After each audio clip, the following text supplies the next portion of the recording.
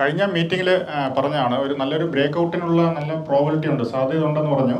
അപ്പം break out വന്നു കഴിഞ്ഞാൽ മാർക്കറ്റ് ഒരു ഹൈയിലോട്ട് പോവും, അല്ലെങ്കിൽ സൈഡ് വേവ്സ് ആയിരിക്കും എന്ന് പറഞ്ഞായിരുന്നു.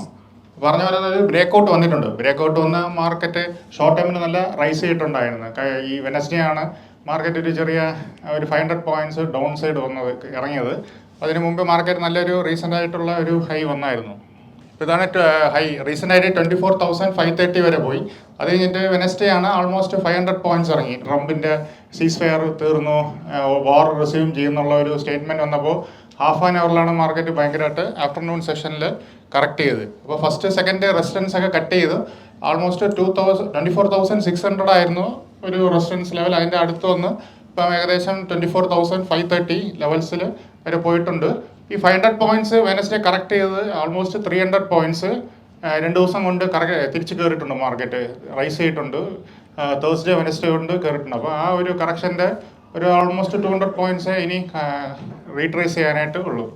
ഇതാണ് റെസിസ്റ്റൻസ് ലെവല്. ഇപ്പം ഫസ്റ്റ് റെസിസ്റ്റൻസ് പറയുമ്പോൾ ഇപ്പോഴത്തെ ഈ 24,530 ലെവലാണ്. ഇപ്പോൾ വന്ന ഹൈ ആണ് 24,530 ലെവൽസ്. പിന്നെ ഉള്ളത് 24,750. അപ്പോൾ ഈ 24,750 എന്ന് പറയുമ്പോൾ നമ്മുടെ റീട്രേസ്മെൻറ്റ് ലെവലിൽ 61.8 ആണ്. അപ്പോൾ നമ്മൾ നോക്കേണ്ടത് 24,750 കട്ട് ചെയ്ത് മാർക്കറ്റ് നല്ല വോളിയത്തോടെ റൈസ് ചെയ്യുകയാണെങ്കിൽ നല്ല ഹൈ വരാൻ സാധ്യതയുണ്ട്.